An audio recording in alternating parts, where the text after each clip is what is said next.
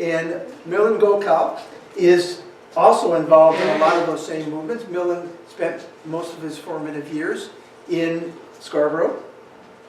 Actually, most of my working years were in Scarborough too, but not my formative years, unfortunately. And Milan's going to talk about what the people he grew up with, the people he lived with, what is their perspective on things, and what are some of the complications in the assessments that people have about their lives, and how that might relate to how we understand how to relate to them about public transit.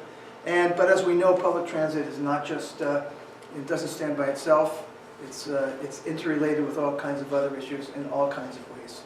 Thank you. So yeah, I'll just very quickly talk about Scarborough in general, and then transit, and then how do we get past the current situation with John Tory as our mayor. Can you hit the next slide, Herman? Very briefly, I hate talking about myself, but I do want to give context to the perspective that I come from. I'm of East Indian descent. My name is Milan. I grew up in a neighborhood called Brookmill, which is basically north, probably around Agincourt. I went to high school there. I worked there until I was in university. I lived there off and on until I was about 30. Last year. Until 2 years ago when I moved downtown. And now I'm fully a downtown elite. So while I'm happy to say I'm from Scarborough, there's that I'm also the lens that I use is colored by the fact that I am no longer there, and it has changed from the time when I started there, when I lived there as a kid, to now. It's been a pretty dramatic shift, which we'll talk about. Go ahead. So first, let's define Scarborough, because one of the things that happens in popular media is that Scarborough is like yelling in one voice for subways, but actually Scarborough is has a population of 635,000 people. That's the same as Memphis, Tennessee, Boston, Baltimore. This is a big region, and it's a very diverse region, as you're about to see. I can speak. This is by the way, this is Holchansky's Three Cities map. I'm sure some of you are familiar with it. It was a report that was done by a University of Toronto professor that talked about how Scarborough and Etobicoke increasingly are being left behind. You'll notice, I don't know if I can show it. Anyway, there's a big, Scarborough is on the right side.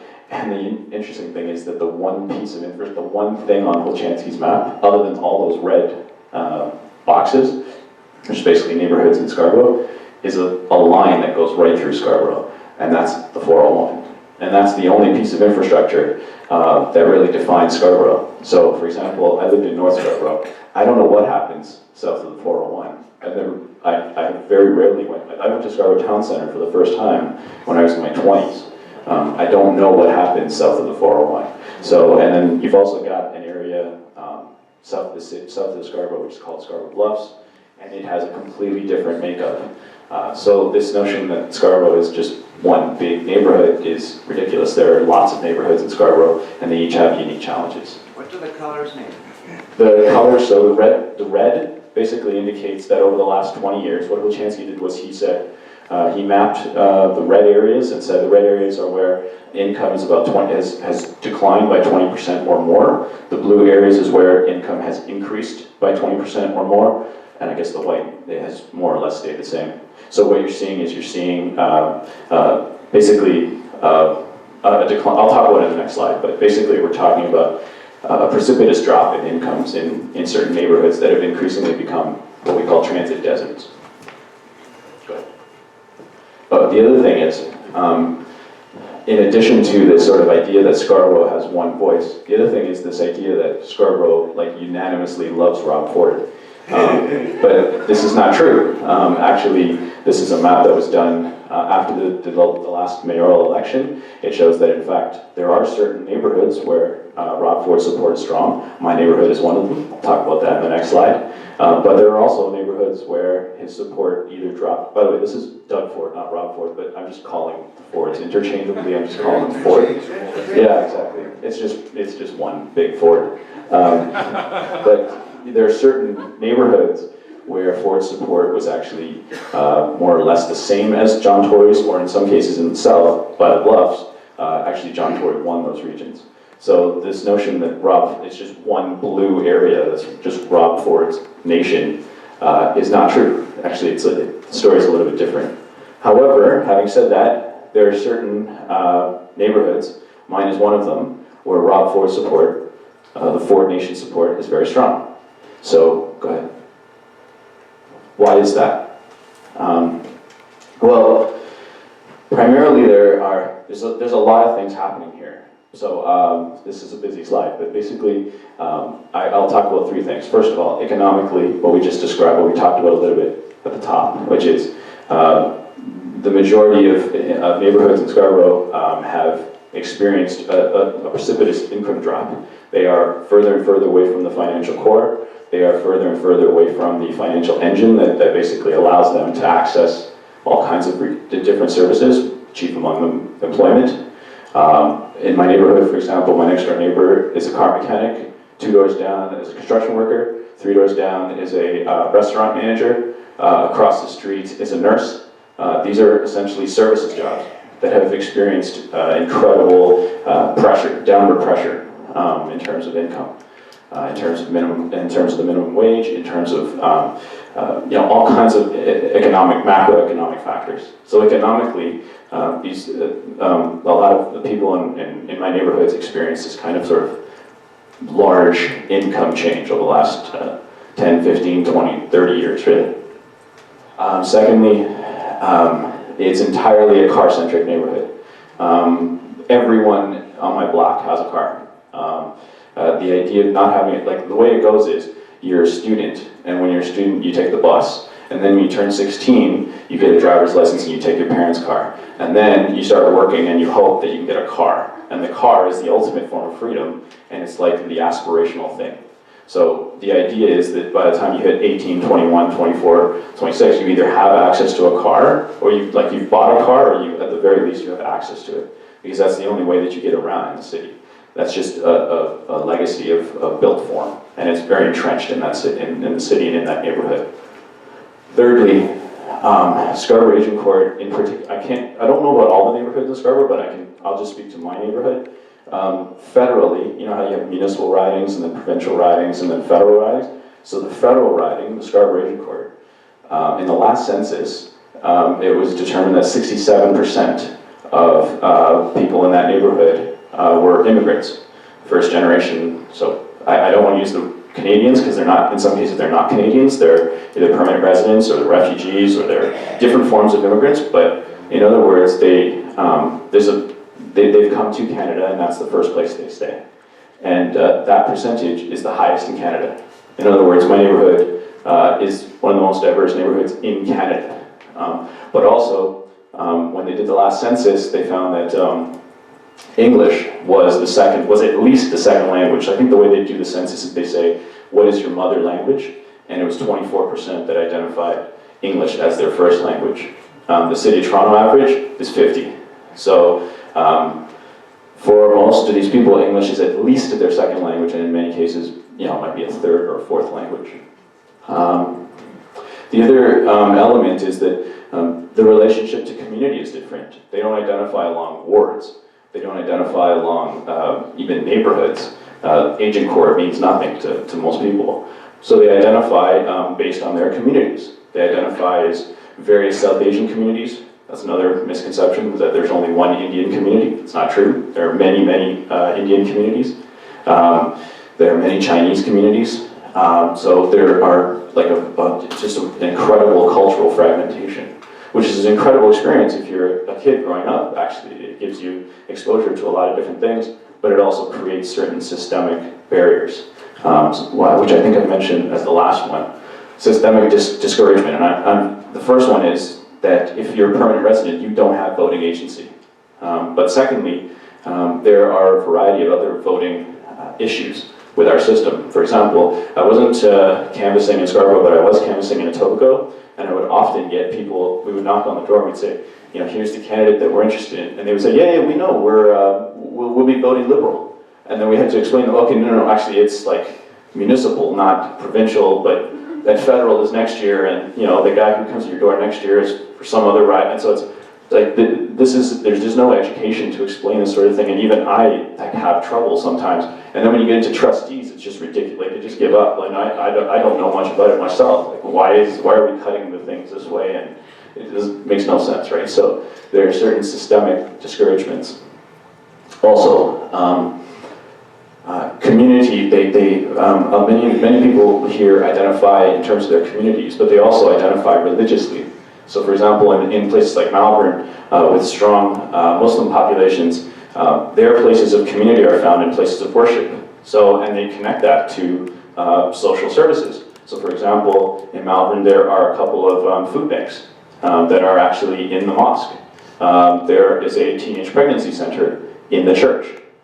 There's a variety of sort of social services, basketball leagues and this sort of thing, and it happens within the context of places of worship.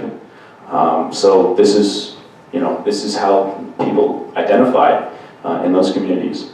And then lastly, they bring with them sort of ideals that are not necessarily rooted in progressivism. They're not necessarily interested in equity or collectivism. They're much more interested in the family unit, and they're much more interested in self-reliance. And so those just are inherently something that the conservative message speaks to that maybe the progressive message doesn't. Okay. So, a summary. Why, with all these factors, why do these neighborhoods continuously vote for Rob Ford, even if most people downtown think this guy's a buffoon and he has no real understanding of how politics works? Well, first of all, for economic reasons, he talks about keep money in your pocket. He talks about the war on car. He talks about canceling the vehicle registration tax. He talks in very simple, repetitive, crafted language. So the idea of subways, the idea of a war on this and war on that, in language that people can really identify and get behind. He speaks to legitimate frustrations with certain services. If you're coming to Canada for the first time, it's an incredibly difficult process, and anybody who's been through that experience understands why you would feel upset at government and bureaucracy. So when he channels that and speaks to it, people identify with that. They have that experience on day one. Visible.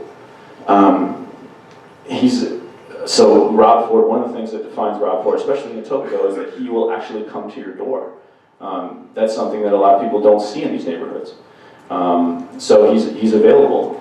He does barbecues. He returns your call. He shows up at your front door. So there's this sense that he's there for me. And the last one is a little bit, so I put relatable, flawed, and charismatic. It's just some of the characteristics that have lent himself to him. But the last piece I really want to say is that I think I'd be remiss if I didn't say Rob Ford is a rich white man, but not the rich white man that looks like the rich white politician. That's what John Tory looks like. So he's different enough that people go, I can relate to him, but he also has a sense of familiarity that people can say, well, yeah, he should be a politician. And the best example I can give of something is, I was canvassing for a candidate in Etobicoke named Idil Barali, who had like incredibly progressive ideas, but she was a woman of color. And we would, at the door, we would get, I love these ideas, but I don't understand why you're running. You'll never win. So there's this sense of self-defeat in these communities that say, you don't look like enough of a politician. But when someone shows up with a Cadillac Escalade and in a suit, and maybe he's overweight, but he's a white man with enough money that you start to say, okay, he's different, but he's similar enough, and he's sort of close enough to the status quo that I can relate to him. Go ahead. So, I was thinking about what you're saying. So, this is my last slide. So where do we start to change this? How do we start to change this? Where do we even begin? So the first thing I want to say is there are no shortcuts. All the easy stuff, all the low-hanging fruit is done. It's been done by all the city councilors, all the local politicians, and all of these sort of people that have used used this rhetoric. So the subway, all the low-hanging fruit that says, well, subways, we're not going to bother advocating for rapid transit in every neighborhood. We'll just say what you want to hear, which is the subway stuff. That stuff's done. So if we're really serious about this, no more shortcuts. You have to do the hard work. So what does hard work look like? First of all, we've talked about it before, but we'll say it again. Solidarity with others. Transit is just the space that exists between the job and home. For most of these people, transit is something that they're not thinking about. So you walk up to them, you start talking about transit, they're not worried about that. But you talk to them about employment and about increasing income, or you talk to them about ways that they can better shoulder the burden of childcare, or things like that. Those are messages that resonate better. So we should be working as transit activists, or people interested in transit, we should be working with other groups on the ground in solidarity to build that kind of cohesive unit. Right. Engage on their terms. So, how am I going to say this? I read about something that they did at Jane and Finch that I think was amazing. What they did was, they did a community consult. And normally when you do community consults, the way you do it is you basically just say, here's the high school that we're doing a community consult on this day and time, come out. And that's kind of what a politician is looking to do in that scenario, is they're looking to grab the most engaged, most visibly empowered people, because those are the people that are going to vote, and those are the people that are going to go out to others. But if you're really interested in engaging with these communities, you wouldn't just do that, because there are already all kinds of barriers there. First of all, just setting up a high school and saying come at 7 o'clock means they have to get in their car and they have to have dinner. It takes them an hour just to get home. So it's hard for them just to get to the place.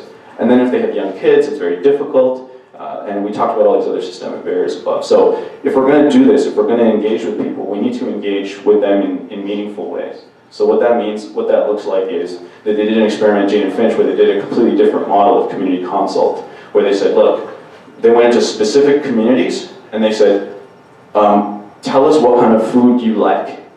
And they went and they got that food. Then they said, tell us where you would like us to be and what makes sense for you. So they had a variety of ride-sharing options. They would bring out, either they would give away transit tokens, or they would have, cars, buses, whatever, some type of ride-sharing service. They would have childcare options, multiple childcare options, not just one size fits all, but like what makes sense for you. And then they would have translators that were available. And the last thing that they would do, which is the last point, is they would ask them to speak. They wouldn't bring them out, do all this kind of thing, and then talk to them. They would say, talk to us, tell us what your problems are, and tell us what you need from this. And then they would engage, and they would have a meaningful conversation. So, because that's the last thing. I've seen a lot of well-intentioned people that come in and basically say, this is what you need to do in order to solve your problem. And that doesn't work, because people don't want to be talked down to. So, this is just a kind of a high-level lens. I'm told that I think we're going to get into groups and talk about specific solutions, but that's kind of the lens of how I would start to change the problem on the ground. Does that make sense? Yeah. Okay, that's it. Great. Thanks.